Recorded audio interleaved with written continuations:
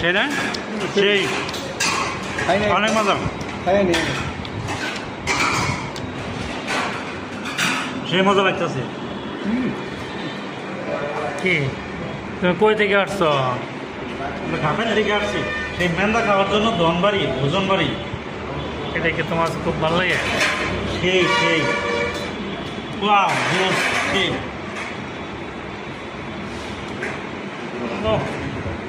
কি কেমন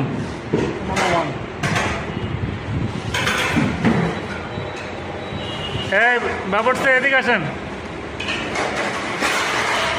এই মেন্দারা ওয়ালাইকুম আসসালাম। মেন্দারা কি কি দিয়ে বানান আপনারা?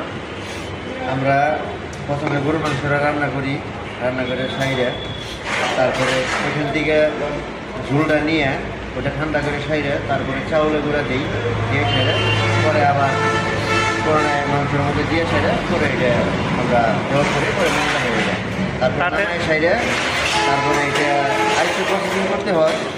সেটা আমরা পেঁয়াজ, তারপরে গরম মশলা, আদা দারচিনি এগুলো দিয়ে সেরে পরে একটা কুচতে একটা সরিষার তেল দিয়ে একটা ভাজা দেওয়ার পরে মেন্দাটা হয়ে যায়। এটা চাহিদা কেমন দেখতেছেন? এটা আমাদের উত্তর টাঙ্গাইলের মধ্যে জনপ্রিয় একটা খাবার। এটা হলো মেন্দা। এটা ব্যাপার মজলিসে করা হয়।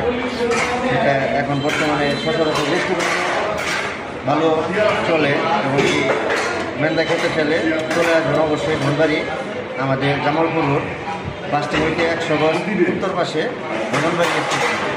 অসংখ্য ধন্যবাদ আপনাকে। কেমন হ্যাঁ আপনারা চলে আসতে পারেন।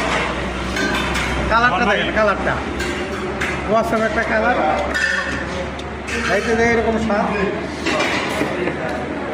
প্রথম তো ভাবছি মজা লাগবে না, এখন তো বেশি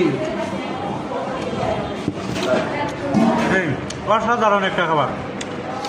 আজ চলে আসুন ধনবাড়ি ওজনবাড়ি, সবাইকে নিমন্ত্রণ।